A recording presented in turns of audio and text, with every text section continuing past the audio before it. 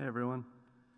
This is my 5th time doing one of these readings, and every time I become a little bit more acutely aware of the fact that I probably shouldn't be given 15 minutes in front of this audience, and it becomes like more terrifying.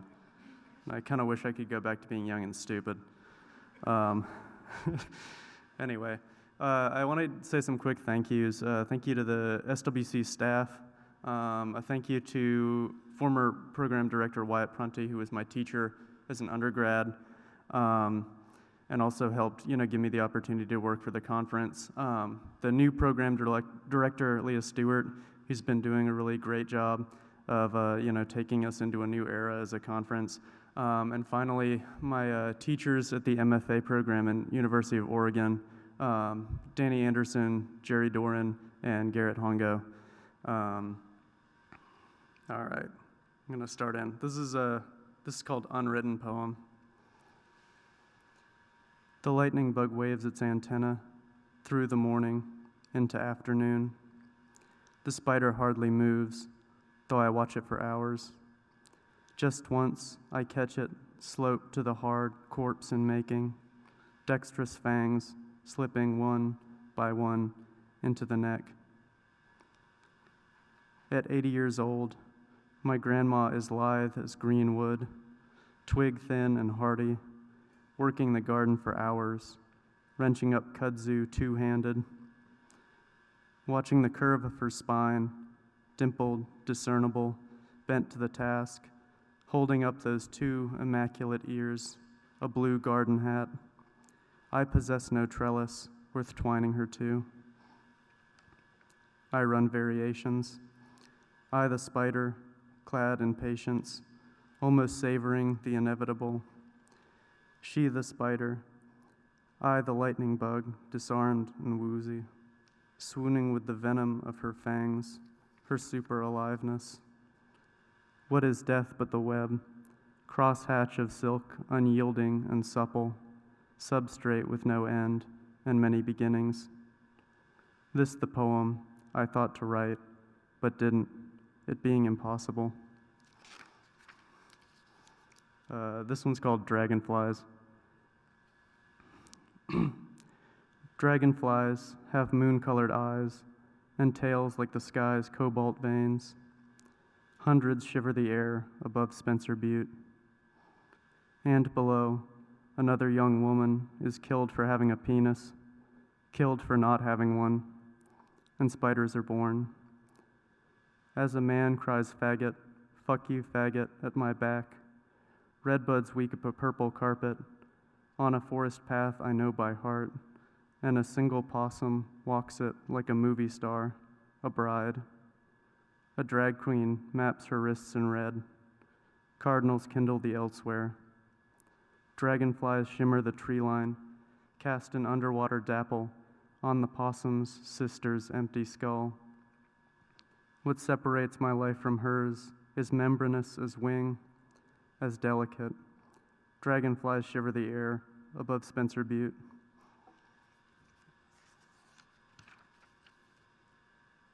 There's a lot of spiders in these poems. I don't know what my deal is with that.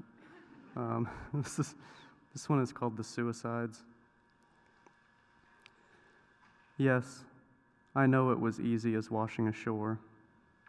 I was there with you, tossed in the surf of unbeing, and I remember how tightly silence curled in our mouths as our names dissolved in sleep's colorless waves. In our dreams, perhaps, we still ride the same current. Once, when I dropped a torn contact lens onto the floor of the deli and, at the end of my shift, stepped into snow, the snow wore a twinned visage. Half the flakes still held their light precociously as stars. Half were smudged to dandelion's ghosts. The wind took them both. Blind fingers wove us together, crossed and uncrossed us, rendered you almost invisible, and returned me to the scene, precise, immovable world. As you press against me, there is only one cloud in the sky, one wing of two. The other must snow in your sleep as this one strews its chill feathers over the indigent, waking dreams of the living. Brothers and sisters, forgive me. An error of hearing untwinned us. As an inland wind rang bells of ice, and you followed the sound.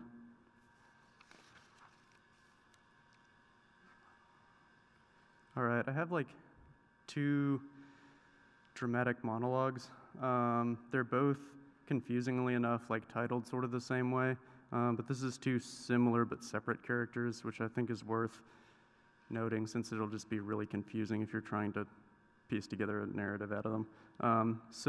This is called A Good Old Boy Speaks to the Wildflowers. Flowers, have you heard the one about King Midas barber? Trying hard to keep a secret, bursting at the seams until he clawed a hole into the dirt and poured the words in.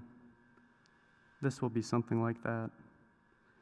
People don't know, but I've learned some things in my books and in my old man's books, filled with drawings of statues looking sad, like they dreaded what's next.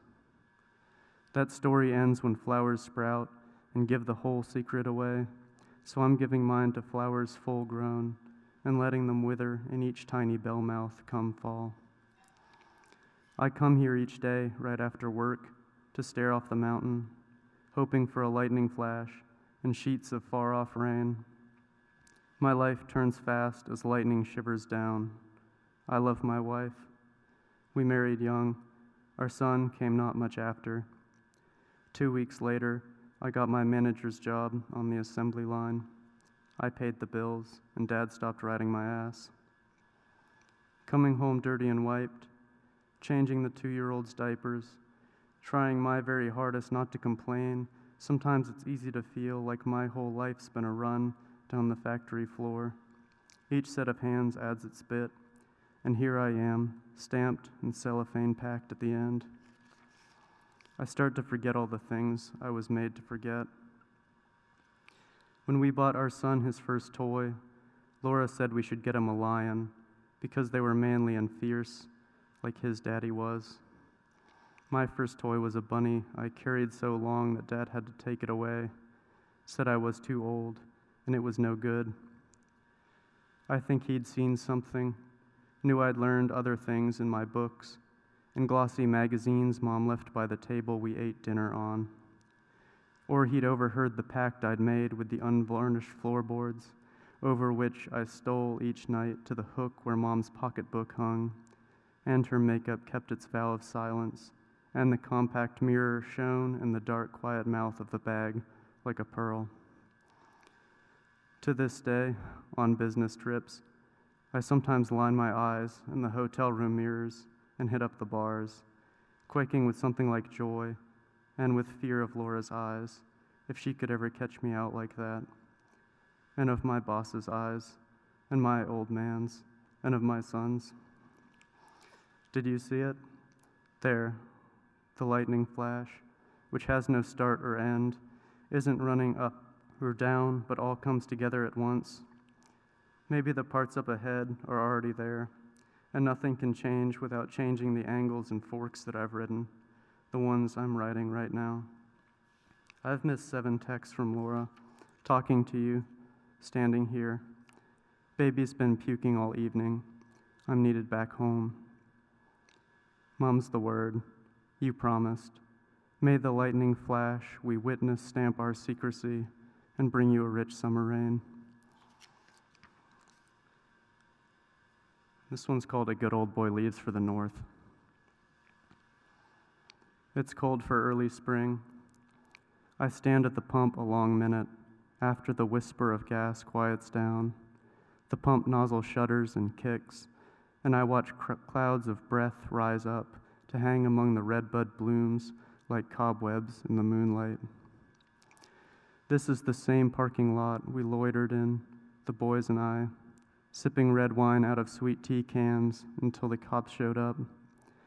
After the dollar store closed for the night and the station attendant went home, we'd hotbox someone's car sometimes in the back corner, far from the light posts, giddy in the haze of our shared breaths.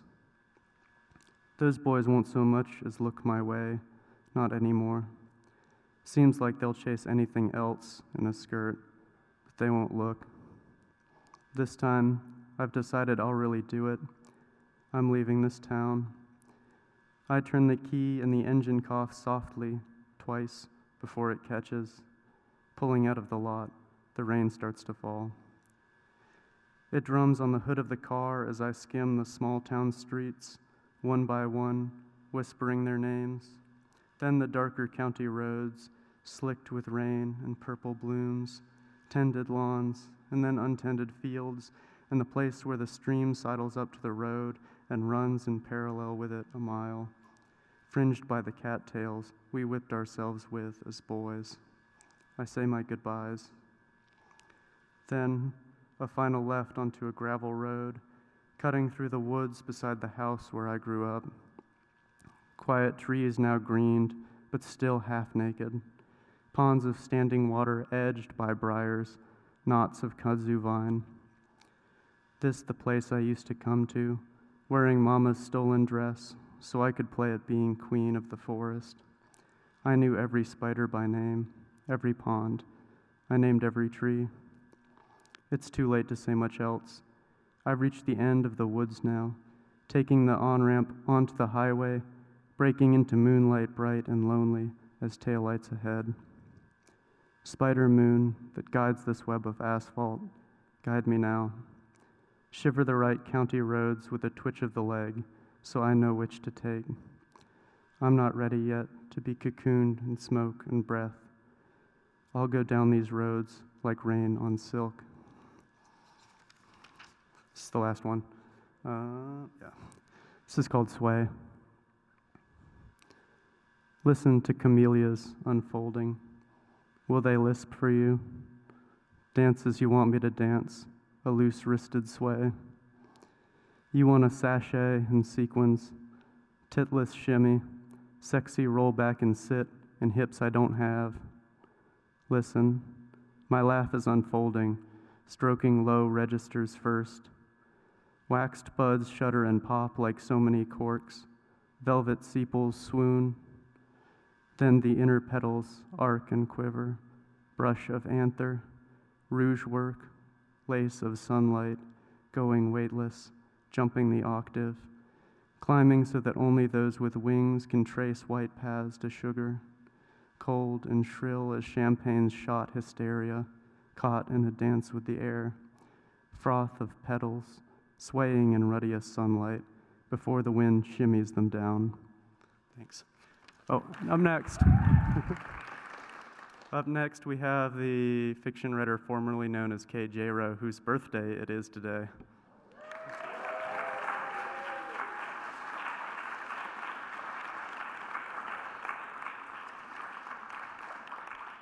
Good afternoon.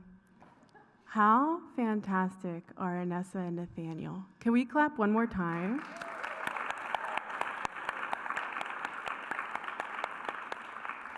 It just sounds so good to hear that IRL.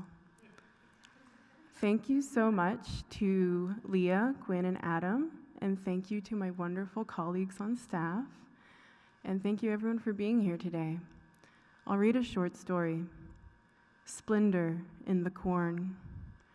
I am such a hot, sad wraith. Open-mouthed, I sob in the park on quarantine walks. I listen to Till Tuesday. I ramble as far as possible from every other person there. Fuck the Frisbee golfers. I'm processing the 3 most harrowing breakups of my life. I'd been with none of the people involved, save myself. One is the man I'd been sleeping with, a hot, aging punk with a scarred nipple from self-piercing as a teen in his parents' kitchen. I like to squeeze the scar tissue in bed between 2 digits, other hand busy down below. It ended because he does not fall in love, a sort of policy. It ended because he called me Carolyn on Friday the 13th, his own swollen digits inside me. It ended because I cried watching him sleep, knowing as it was a mistake to have let it last as long as it had. A best gal pal whom I'd called wife for years, wifed me as well, a mutual she-they connection, you know. We would sleep together or not, all over town and the world. Drink together, gym together, bathe together, go camping, eat salads with fried chicken in them, eat ass, watch Criterion Channel, snort ketamine together. It ended because I began sleeping with the punk and she began sleeping with his best friend, a surfing therapist who named his dog after himself and brings crab dip to potluck-type gatherings. The third, a kindly Midwesterner who does basically nothing. Once a year, he travels across state lines for an annual event where I likewise am present and have crossed state lines in preparation. He sits crisscross applesauce all the other days in a cornfield until his wife calls him home for supper. He sighs, looks around one last time, then he gets up, dusts off his khakis, and crosses the threshold to a warm hearth. Some would call him spiritually touched, a holy man of modern times who cares not for wages or liquor. He leaves his marriage bed cold, but the cornfield warm with his breath, his tight little buttocks. In a hungry vision in the park, the angel Gabriel tells me to go to the cornfield via tractor and seduce the man within. Gabriel says, do not be afraid of the Frisbee golfers. In general, they are social distancing at a proficient level. Intercourse among the corn is how you heal. Ride a John Deere for your journey. Enjoy the slow sights of a cursed nation. Nothing runs like a deer. I understand you two have sporadically dry humped for several years while both attending an annual event which holds sentimental value in terms of content and locale. If you bag the final one, they'll all three be done. Mark my words. Gabriel's haircut looks a lot like Amy Mann's haircut in the Voices Carry music video. The angel dissipates into a cruel, clear sky. Publicly visible menstrual blood dots my gray yoga pants, a consecrated mark upon my miserable flesh. I see Kansas. I see cows. I see COVID dancing in the very air, Salome before the silver platter. I see outdoor church services with the word of God booming all around, nourishing the grass and torturing bees. I hear the tractor's slow death as I approach Ohio's edge. I ask Gabriel to help me make my country mission. The tractor goes kaput at the outskirts of my silken destination. Each ear has such girth.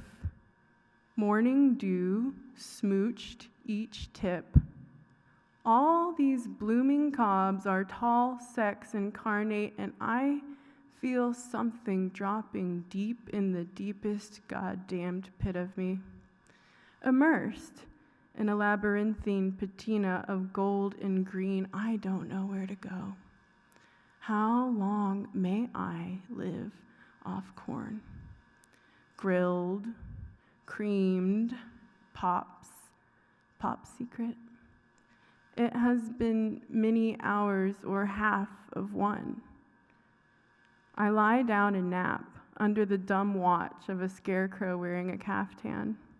I awaken the heat of the day. Shall I perish in this maze of desire? I've all but left hope when I hear a rustle, A school of greasy teens emerge. I call out, "Youths, please help. I'm looking for the man who does nothing. It's paramount," we rut among the corn. They laugh in demon song. "Good luck with that," says the one in front. "You're not far. Keep along this path. We see him each week and bring offerings. He wants nothing of our joy." The youths did not lead me astray. I shortly see a pair of khakis out the corner of my eye, his eyes, mouth closed. He breathes in the way we are instructed to breathe for optimal health. He is surrounded by offerings of the youths, Brazzers DVDs, Wild Turkey 101, Whippets, fidget spinner, pop sockets, Magnum condoms, greeting cards, wildflowers, a cheeseburger. Gingerly, I mimic his sitting and face him. Slow as a cat, he opens his eyes. He bares teeth. "Well," he says, "well, well, well." I stroke his face. He sucks my pinky. We nuzzle as old horses might. I kiss his lips. He gently puts a hand up. "You're great," he says. "I can't. This isn't across state lines. Corn will not allow it. Besides, you know there's someone I love very much in a nearby warm home." "You've made me ill with unresolved desire," I am shouting. "The angel Gabriel brought me here. We must rut. Please, give me your spirit, at least a 69. "Here," he says. He slides a Brazzers DVD my way. "An ear of this stuff is bigger than me anyways. If you'd like, I can sit here with my eyes closed while you bring yourself to climax. I think there's a portable DVD player nearby. Gabriel will understand." I come so hard. I see Gabriel smile. My heartbreak rushes out of me. Silken waterfall. "What now?" I ask. "We sit here," he says. "Then we go home. Corn for dinner." Thank you.